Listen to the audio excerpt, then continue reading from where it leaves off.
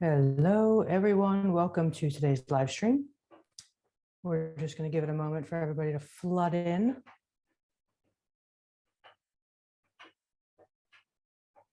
So for those of you joining at the moment, if you could go ahead and just have a look at your chat settings and make sure that you have it set in the chat box. There's a little drop down above it, and you can set it to hosts and panelists or everyone.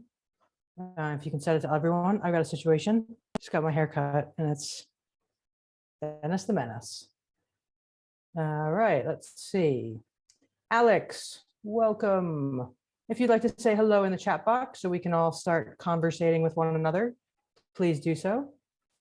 Alex W, Andy Sadin, welcome Andy, and Marie Griggs, glad to have you here. Good afternoon, Melanie Atkins. So some of you have your chat settings, Louisa, to host and panelists. If you could change that over to everyone. So in the chat box, just above it, there's a little drop down. And you can either set it to host and panelists or everyone. If you set it to everyone, then everybody can see everyone's comments and we can have some nice conversations and things of that nature. So whoever, let's say Lydia Hopewell, hello. If you'd like to try and change your chat settings, that would be super duper. Phil Grist, kicking it. Mary Hughes, you've got yours to host and panelists. If you want to try changing that over, that would be super duper. Louisa, still, see, there we go. Hi, Linda, thank you very much. You were here a week early. Yeah, the thing is that I don't usually send things out this early, so I can understand why you would do that. From Malaysia, boom, boom. All right, see. Cool, wonderful. Welcome, everybody. Helen Murphy, welcome. Jazzy, welcome. All right, cool. So we still have some people filing in here. So for those of you who have not been on a live stream with me before, and to anyone, welcome. But for those of you who have not been on a live stream before, we will have some little chats here in the chat box. There are always a mix of kind of more advanced students and more beginner students. So if you have any questions, you might find that that someone else can answer them if I'm in the middle of, talking and demonstrating or whatever. So feel free to always ask your questions. Those of you who have more experience, feel free to answer. That's totally cool. That's why it's good to have your chat settings on everyone versus host and panelists, because I'll be the only one that sees it. Can you guys just let me know, can you hear any background noise? I'm just being quiet so that you can hear it.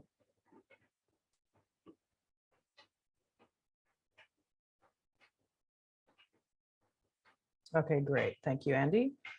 All right, sweet. Yes, a little, okay. Is it like a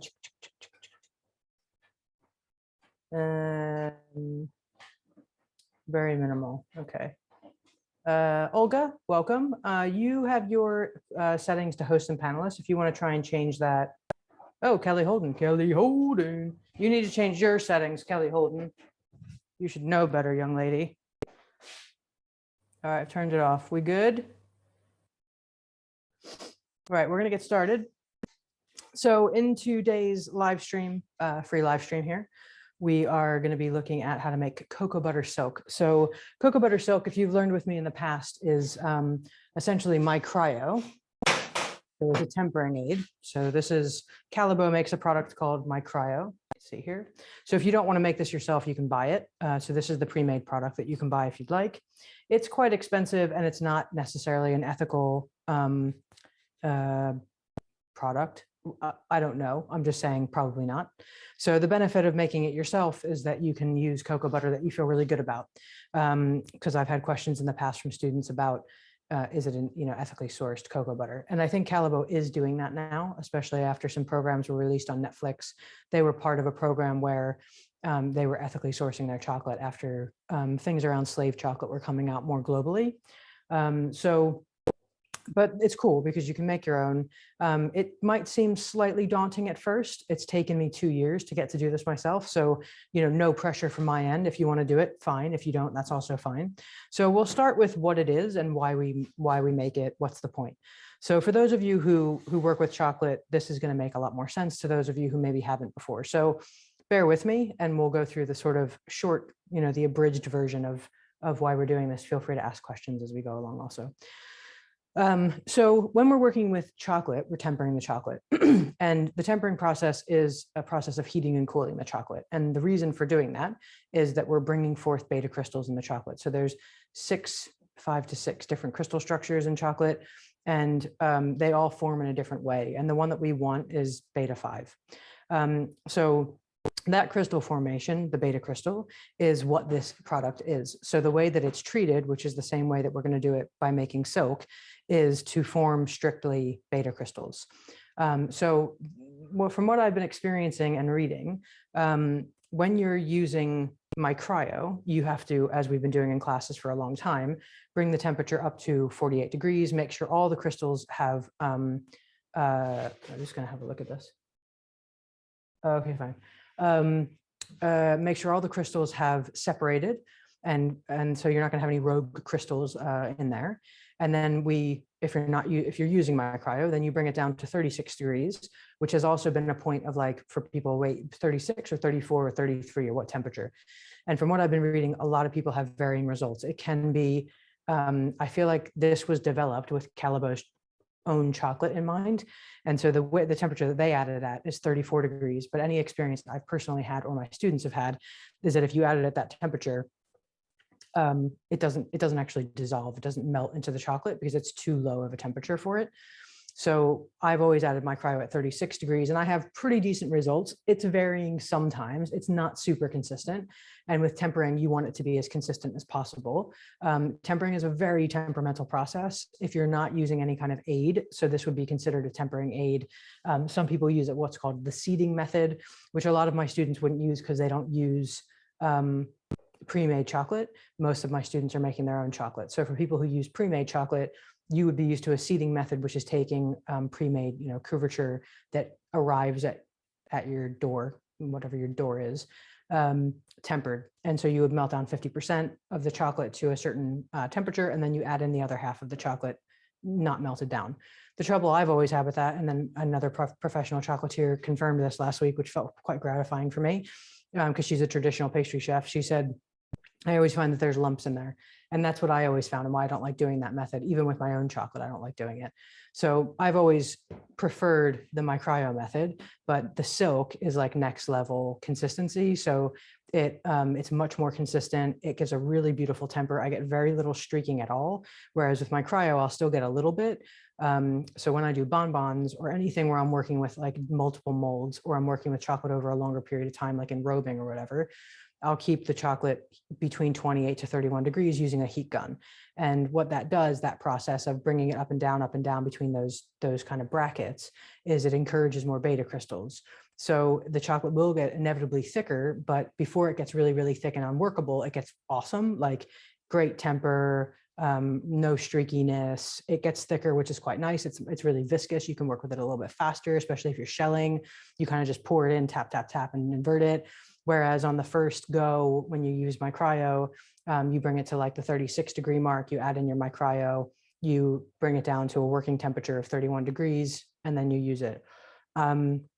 It can still be quite thin, so non-viscous at that point. So it gets more viscous as it tempers and beta crystals form. So when you add a tempering aid like my cryo or silk, you will see the chocolate will thicken immediately in the space where you're adding it. And that's something with my cryo, I always add it to the side of the bowl and mix it into the side of the bowl, then mix it into the whole body of chocolate.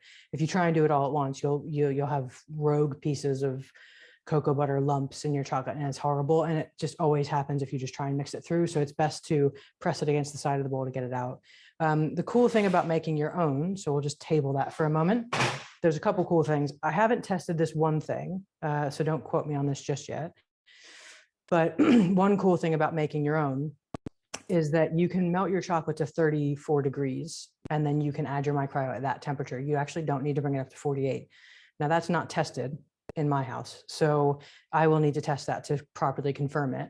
But that's what I've been reading in a few different places, which is pretty cool. I mean, to only have to bring it up to 34 degrees is pretty dope. So we'll see if that's the case or not. And then the other thing about using your own is that if you don't want to have to like grade it down and all that, if you, particularly if you're a professional chocolatier, I know of a few that I know of one in particular actually who does this method. And in the morning, he puts in a bunch of jars of cocoa butter, silk, melts it down to his 33.6 or whatever degree he's using, which we'll get to soon. And then he just uses it from a liquid when he's tempering, which is super because it's just super easy to get it to mix through as a liquid versus when you grate it and then, but it's been fine. My experience thus far has been it incorporates far better than my cryo ever did. The other thing about my cryo or anything that you're buying in as a tempering aid is that you have a bit of a gamble on your hands where depending on where you live, depending on when it was made, how it was shipped, the weather it went through on the way to from A place to B place to your place, it could be fluctuating in temperature that whole time. And so you might not get the product at its best. Whereas you making it yourself, you have total control over it. You can ensure that it's in really good quality because it's not gone anywhere. It's not fluctuated in temperatures massively. Something else I was going to say and I forgot. So in terms of equipment that you're going to need, I think we'll just go into that real quick. So this is just, I believe, like a 3 to 5 liter pot. I can't remember. I think it's 3 liters. And this is a sous vide. So this isn't a sous vide oven. You can get sous vide ovens. So depending on the type, if you already have a sous vide, it'll depend on the one that you have. If you have a sous vide oven, then you might need to use a vacuum seal bag. I didn't want to do that because I didn't want to use plastic with my food necessarily. I do it as minimally as I can. So I preferred to get, plus it's a lot less expensive to get a sous vide stick. So I'll take this out so you can see what it looks like. It's a really simple device. This one, I'm not going to send any kind of like document with this class, but in after class email, I can link to the sous vide if you want. I've only had it for a few months, so it's not like I can be like, oh, it's amazing. I've had it for 5 years. So this is what the device looks like. It comes assembled, I'm pretty sure, except for this little part doesn't. So the way that it'll come is in a little bag, little pouch. I got it off Amazon. It was like 90 pounds, I think. So this is the only thing that you'll have to assemble essentially. So you'll just need a big pot or like a really big bowl also works. And then you pop that on. I actually yesterday used my stand mixer, whatever that's called, bowl. That's the word. So we just get this guy on like a dado. And then on the top here, you can see it has a digital panel. Can I use the sous vide feature on my Instapot? I have no idea. What is an Instapot? Is that like Instagram, but for cooking? If you can maintain the temperature at 33.46, somewhere around there for 24 hours, yes. So then you fill it up with water. It has a line on it that says minimum fill, maximum fill. I go kind of in between. And then you just tighten it down.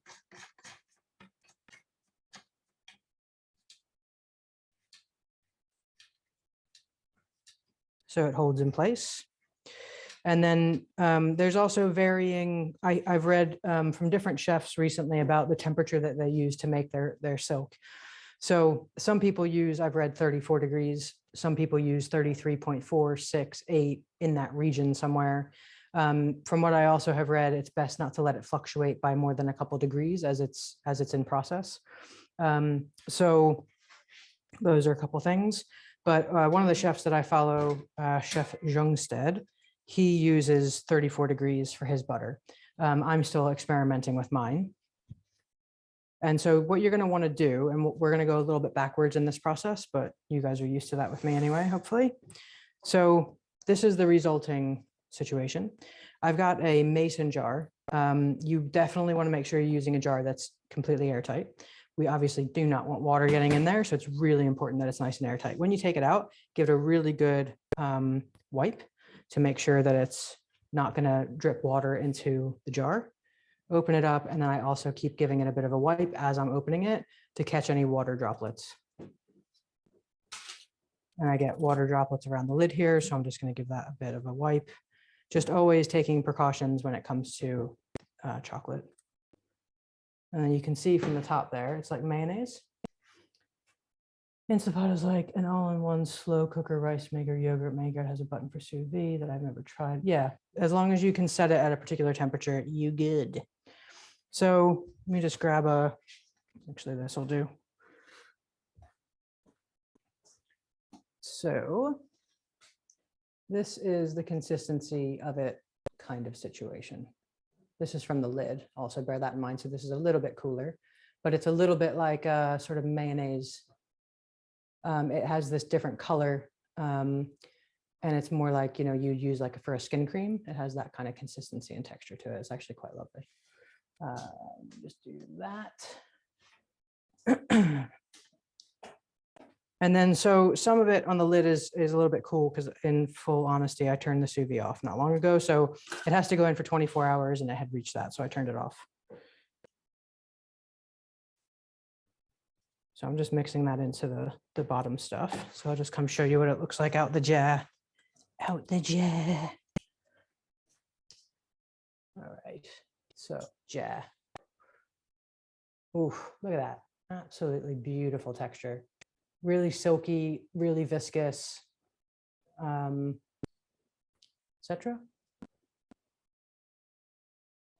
So then at this point, it's like, well, what do I do? How do I do stuff with it? So at this point, if you were working professionally and you wanted to keep it at this texture, you just put it back in at like 33 degrees, 33.5, something like that. And then you use 1 to 2% in your chocolate. So if you're using 500 grams of chocolate, you would use approximately 5 to 10 grams of the silk. But that always varies as far as I'm concerned. So I don't typically use 2% because I find it just goes really, really viscous. I guess it also depends on the current viscosity of your chocolate. So if your chocolate is quite non-viscous, then when you add this, it's going to increase the viscosity. So if you have really viscous chocolate, you want to thin your chocolate out with a little bit of cocoa butter before you add this. Because although it might sound weird, when you add this, it doesn't actually thin it because it's not like adding cocoa butter. You're adding something that naturally thickens because of the beta crystal structure. So from this point, you can use any kind of silicone mold or a polycarbonate, frankly, because it'll come out to mold your silk. Would it be better if we did a downward view at this point? Perhaps. Let's do a downward view so you can actually see what's happening.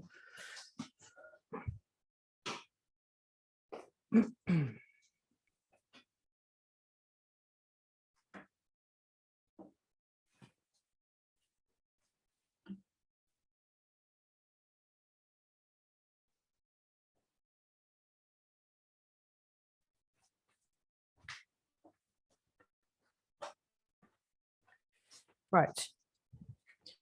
So yeah, just get this into your mold. You want to work relatively quickly. I mean, it is quite low temperature already, so it can set quite fast. So if you want to get things like air bubbles and that out, then you want to work relatively fast at this stage. Just don't dilly-dally. You got to be like super speed, but just don't go and take the washing out and hang it on the line and then come back. You know what I mean?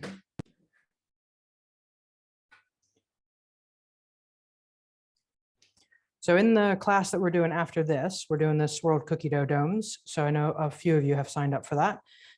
If you'd like to see this in action and learn some more chocolate skills, that class is at 4 o'clock today. So you can get to that through my website at amylevin.co.uk/LSC live stream classes.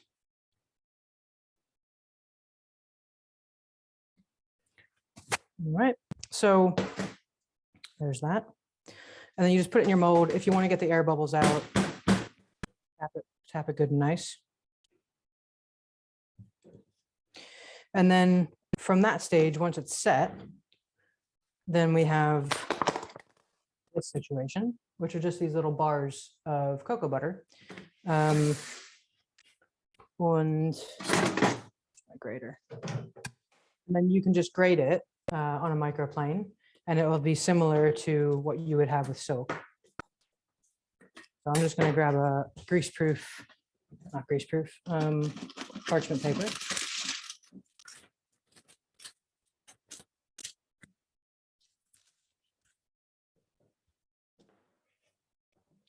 And then, yeah, just grate it. Do it on your grease proof because then you can easily transfer it over to like a pot, a little like plastic pot or whatever you want to store it in. You can just grate it directly into your bowl of chocolate if you want. I like to be prepared, so I like to have stuff pre-done. It does get attracted to metal, so that's why I didn't do it directly onto the metal surface because it just flies everywhere.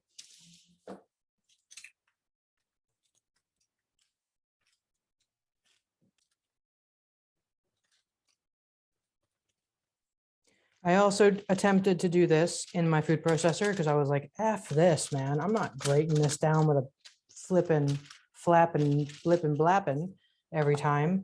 Did not work out well. So that's why I'm doing the flipping, flapping, blipping, blapping. So now that we've done that, let's go ahead and start a batch. Any questions at this point? Go for it. Light, as they say. I mean, Kelly, you shouldn't really be doing this while you're driving anyway, love. It'd be best to keep you alive, not have you die from watching a cocoa butter class. But yes, everyone's getting a recording, as per usual. While we're here, I'll show you a fun little trick for cleaning your bench off. Some of you may already know this trick. So if you get cocoa butter all over your bench or like chocolate or whatever, just take a little bit of really cheap, this is the only reason I have this oil, I don't use it otherwise. Put it on your surface. This works on any surface, by the way. Get some paper towel or tea towel if you prefer, and oil cuts through oil, so it'll just take it right off. Big globs are a little bit more globby, so I use a heat gun.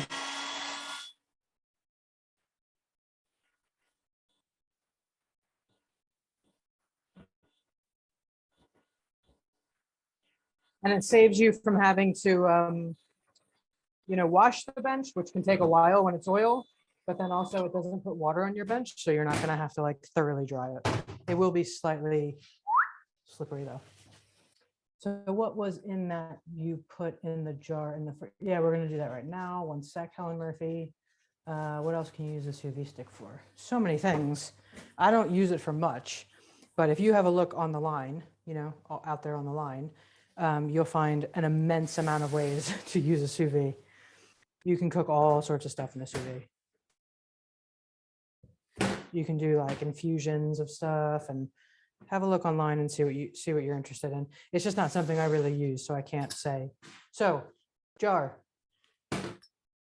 cocoa butter, just out the packet. You bought it, it arrived, and you're like, boom, flop, bingo, bango. Sometimes it needs some coercing.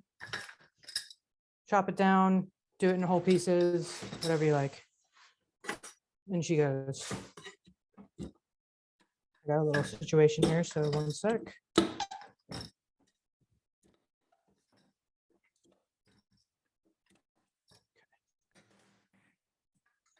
Just fill it up as much as you can. So you might want to chop it so you can fit more inside and you can do more in one go. I mean, you don't have to use a small jar like this. This is like a 500 ml jar. So you can use something like,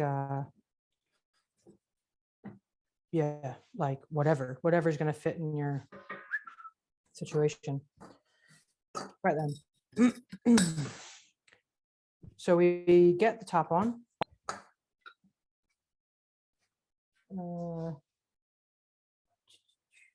Amy, I can't see what other posting on the chat. Is everyone on everyone? Is setting on everyone? Okay, thanks, Phil. Okay, so get your sous vide, your sous, and just make sure the lid's on nice and tight.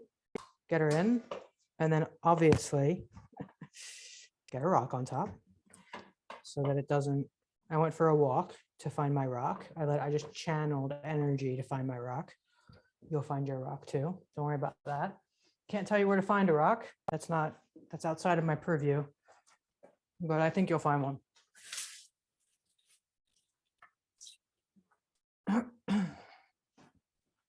And then we turn the machine on. It would probably be better if I got a little bit more water in there because it does, obviously evaporate a little bit. So with this machine, I don't know what other ones are going to be like. We go settings. I'm going to go slightly lower than I did before just to do a little testify. Settings, time. I think this actually doesn't even go up to 24 hours. So I add some time the next day, unless I'm a liar, which is correct. There you go. Turn it on, and then it'll naturally just start heating it up. This will show you what the temperature is.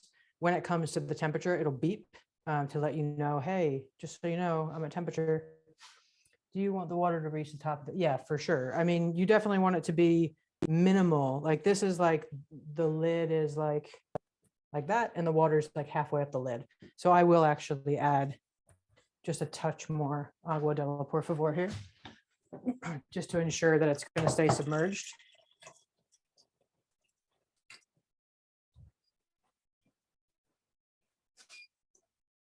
There we go. And then basically that's it. So you don't have to do anything. It's just changing because I just added some water, but then you don't have to do anything. You'll be tempted to do stuff. You might want to come and lift the rock up every few hours and open the jar again, make sure you get all that, the water off, and like lift the jar up and see what's going on, have a little poke around. You can poke it around and just like, stir it and see what the consistency is like, but get it right back in. You don't want to muck about with it too much. And then after 24 hours, you do what we just did. So that's it. Any questions from the audience, please? Anything that you feel is lacking, any questions, anything that you feel weird about, go for your life. What temperature? 33 point, it varies. So everybody uses something a little bit different. So you're going to need to test it against your cocoa butter, but a good starting point, it seems, is 33.4. Then you can go up to 33.6. You can go up to 34. I wouldn't go over 34, but you're going to want to see what your results are, and then you can adjust it. So if you're using it and it doesn't have the results that you would, actually, I'm going to bring the camera back out. It doesn't have the results that you might want. Like, you'll know after a few times of using it, oh, it's a little bit streaky. I don't know, like it's not tempering as well as I'd like. If you've been using my cryo, you'll know faster because you'll have that as an initial starting experience. But this is the kind of thing, as with anything with cooking, that takes time and experience to understand how it works, why it works, what little adjustments to make, why to make the adjustments. So you might find it useful to do some research online to see what other people are doing as well. What is the chocolate temperature before putting the silk in? Again, it varies. So depending on the product that you're using, with silks specifically, you're going to go in at 34 degrees, especially if it's already, I've been doing it, actually, that's a lie. I've been doing it at 36 because I'm so used to adding it at 36. But from what I'm reading, which I haven't experienced yet, so you can have a go with this, you can add it at 34 degrees, and you can literally just bring the chocolate to 34 degrees, add the silk in, mix it through, done. And then you just use the chocolate straight away at 33 even. I haven't done that yet. So if I was going to use it in liquid form, like when we just took it out, I would use it at 34 degrees. If I was going to use it in powder form, I use it at 36 degrees to ensure that it is in fact going to melt into the chocolate. Oh, Fabian, we're almost done, but you'll get the recording. If it doesn't work, can I use the same chocolate and redo it? You mean the cocoa butter? If it doesn't turn to silk? Yeah, you can give that a shot. You might want to heat it all the way up to 48 degrees just to kind of like get all the crystals out of it and make sure that you're a blank slate again. Not that it's a blank slate to start with, but that might be a good idea. Miracle stuff. Helen, have you used my cryo? Do you have that experience? No. Okay. Yeah. So this is going to be a new experience for you. I know you're in the process of moving as well. So maybe when you get established in New Zealand, this is the right Helen Murphy that you're moving, right? Unless I'm thinking of someone else. Yeah. Okay. Yeah. When you get established, it might be worth trying silk first to get a baseline. of like what it's supposed to be like, or just have a play around kind of thing. As long as when you come to it, as long as the texture is like looks emulsified like mayonnaise, like a really thick creamy salad dressing, then you should be fine. But always do a test batch. So don't just make the make the silk and then think, oh, I'm going to temper a really great batch of chocolate now. Just do like 100-gram batch and test it and just see how it is. That's always the best way to go. You know, I know the desire would be, you know, I make the thing, I do the thing, it works. But it's always a relationship. You're always building a relationship with the thing that you're working with. So you don't know it at all. You have no familiarity with it. It's like meeting a person and like being like, oh, I know your entire life history.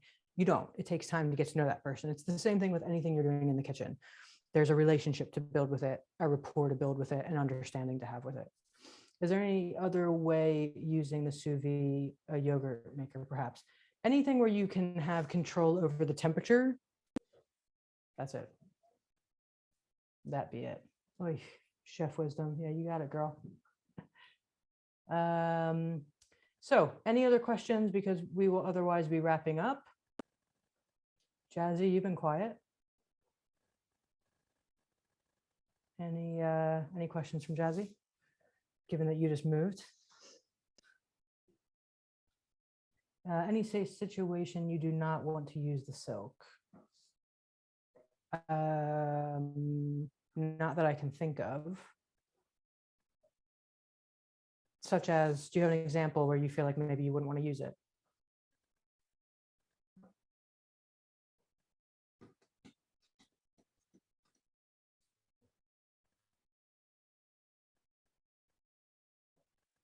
No idea. Okay.